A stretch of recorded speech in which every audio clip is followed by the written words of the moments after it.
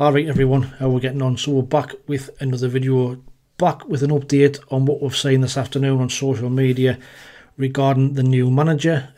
Not good news regarding Pascal Jensen.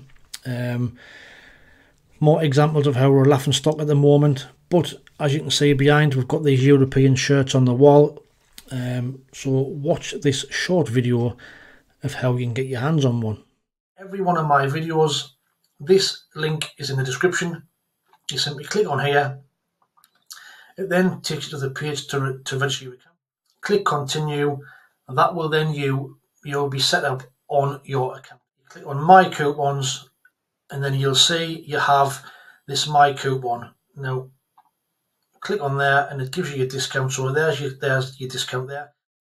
To check out, you see it's £23.99 for the shirt. What you need to do is use coupon code in here. Type SAFC.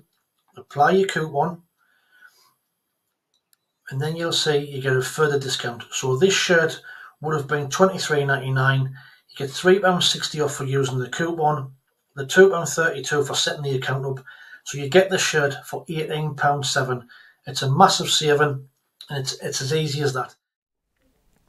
So LUSOCCER are providing these shirts behind. We are going to be doing some competitions each week when the Euros are on, starting next Friday. So there'll be a video coming out during the week for the first competition to win one of those shirts of your choice. So stay tuned and watch out for that coming out. Must be a subscriber, so if you're not already, please like, share and subscribe to the channel for a chance to win one of those shirts in the background. Now, like I say, the managerial situation, 115 days since we sacked Michael Beale. Club have had more than enough time to have somebody in place and you know, get the right candidate. The last time we went this long without a manager was 2006 when we sacked Mick McCarthy. Eventually Roy Keane was appointed 177 days later. KLD put a statement out on Friday. This is what he had to say. We hope to appoint the next head coach of our great club imminently as we enter the final stages of the recruitment process. We appreciate the patience and support that we've received from you throughout the summer, and our aim has always been to ensure that the right candidate is appointed. That outcome remains our focus. On and off the field, we have learned from last season when we fell short of all our expectations. We are hungry and ambitious for success, and determined to ensure we all enjoy a great 2024-2025 season together. Bullshit, KLD, because this afternoon, because what we've seen, you know, happened a couple of weeks ago, Will Still was apparently off the job, was all just about signed, sealed and delivered. Lo and behold, he then turns us down against the Wrens. Roll on 7 days to this weekend. Pascal Jensen is the new favourite, 11 to 10 by the bookies. Apparently it's all done. It's just about to be announced this afternoon. It's all over social media that Pascal Jensen is no longer in the running to become Sunderland manager. What the fuck is going on? You know, that's now two managers who've apparently turned us down, or is it the case of we've not progressed any further? Personally, I think it'll be the first. You know, no coincidence about what I keep on bleating on in these videos about managers not coming, who can't bring their own staff and, you know, don't have a say on transfers. You know, them two managers still, and Jensen, two ambitious managers. You know, Jensen got to the Europa Cup semi-final, got beat off West Ham, you know, 2 years ago. Why is he going to come here and put his reputation on the line to work with these bunch of clowns? It's not going to happen. So, you know, where does that leave us then? You know, well, if you look at the betting, this was the betting, or still is the betting according to Sky Bet. Obviously, we know what's happened about Pascal Jensen. So you can see that Pascal Jensen was 11 to 10. Liam Rosenior was 11 to 4. Then we had René Maric at 8 to 1. Well, apparently he's staying at Bayern Munich as assistant manager to Vincent Kompany. Now, I've also seen some social media stories about Matías Cifuentes from QPR, who's been linked, and apparently we've switched our focus to him. QPR are going to want a massive compensation package for him. There's absolutely not a chance on hell that I would say that we've got to get him. If it is him, I'll be over the moon, because what he done with QPR at the back end of that season, you know, was nothing short of a miracle really from where they were. He got some great results, was playing some great football, and he'd be a great appointment. However, like I say, this compensation that they would want would be a no-go. So looking at that, for me, it's a case of it's a one-horse race. Liam Rosenior, you know, he's the other one being linked over the past week or so.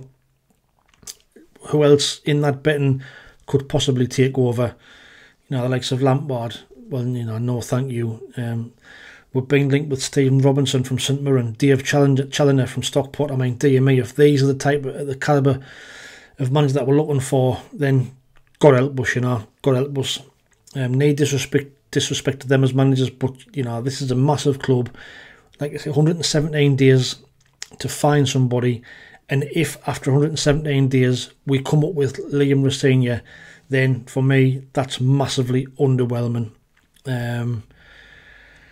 Now, what's your thoughts on Rosenior? Would you have him? Is he worth the wait of 115 days? A manager who arguably failed with Hull, who had a better squad and a better budget than what he'd be working with at Sunderland.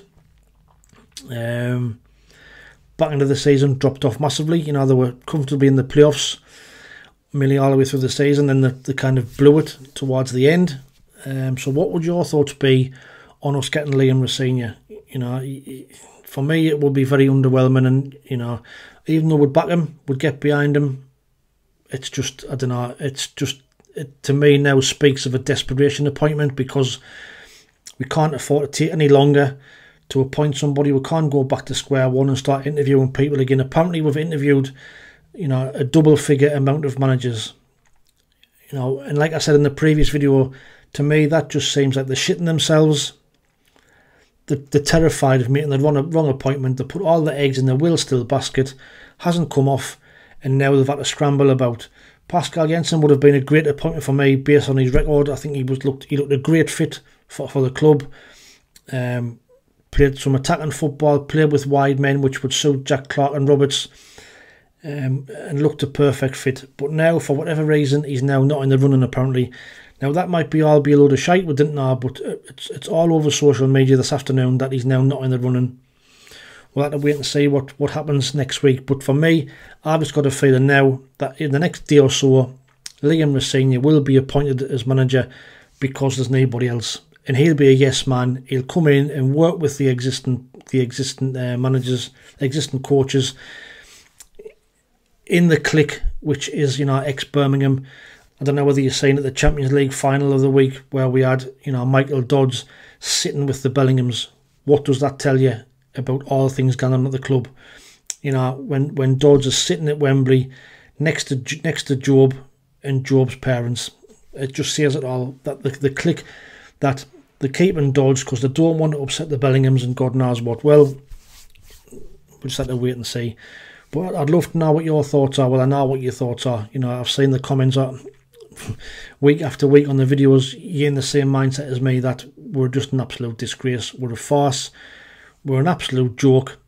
And it just KLD is making himself look stupid again by putting them kind of statements out. I'd like to know what his definition is of imminent. You know, to me, he looks like he seemed to think that this Janssen deal was done.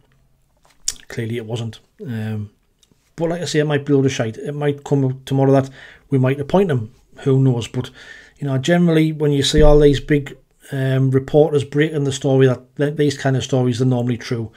But me, given the choice, I would love to see Cifuentes from QPR, but for the compensation. Rosenior, like I say, steady appointment.